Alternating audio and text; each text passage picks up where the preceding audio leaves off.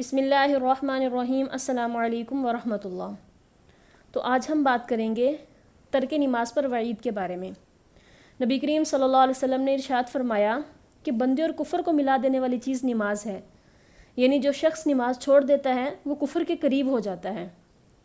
ایک اور حدیث میں نبی کریم صلی اللہ علیہ وسلم نے ارشاد فرمایا کہ وہ انسان جو دنیا میں نماز کو چھوڑ دیتا ہے وہ قیامت والے دن فرعون، حمان، قارون اور ابی بن حلف کے ساتھ اس کو عذاب دیا جائے گا۔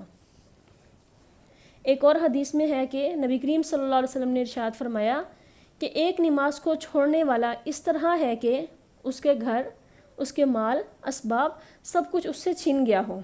ایک نماز کو چھوڑنے کا اتنا نقصان ہے۔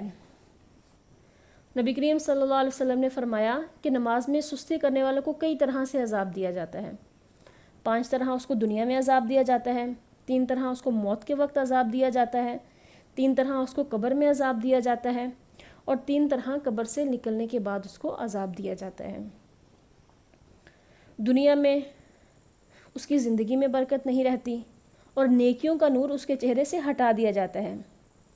اس کو اس کے نیک کاموں کا اجر نہیں ملتا اور وہ ذلیل ہو کر مرتا ہے، اور نیک لوگوں کی دعاؤں میں اس کا کوئی حصہ نہیں رہتا اور اس کی دعائیں قبول نہیں ہوتی، اور موت کے وقت وہ بھوکا مرتا ہے، وہ پیاسا مرتا ہے۔ اگر اس کو دنیا کے سمندر بھی پلا دیے جائیں تب بھی اس کی پیاس نہ بجھے، اور وہ ذلیل ہو کر مرتا ہے۔ اور قبر اس پر تنگ ہو جاتی ہے اور اس کی پسلیاں ایک دوسرے میں گھس جاتی ہیں۔ اس کی قبر میں آگ جلا دی جاتی ہے، اور قبر میں ایک سانپ اس پر مسلط کر دیا جاتا ہے جس کے ناخن لوہے کے ہوتے ہیں، جو 1 دن کی مسافت کے برابر لمبے ہوتے ہیں، اور اس کی آواز بجلی کی کڑک کی جیسی ہوتی ہے، اور وہ کہتا ہے کہ میرے رب نے مجھے تجھ پر مسلط کیا ہے، جو تو صبح کی نماز چھوڑتا تھا، کہ میں تجھے صبح سے لے کر ظہر تک مارتا رہوں، ظہر کی نماز چھوڑنے پر عصر تک مارتا رہوں، عصر کی نماز چھوڑنے پر غروب آفتاب تک مارتا رہوں، اور مغرب کی نماز چھوڑنے پر عشاء تک مارتا رہوں، اور عشاء کی نماز چھوڑنے پر صبح فجر تک مارتا رہوں۔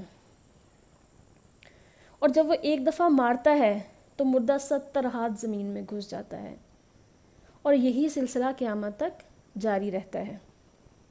اور قیامت والے دن اس سے سختی سے حساب لیا جائے گا، اور اللہ تعالیٰ اس پر سخت غصہ ہوں گے اور اس کو جہنم میں داخل کر دیا جاتا ہے۔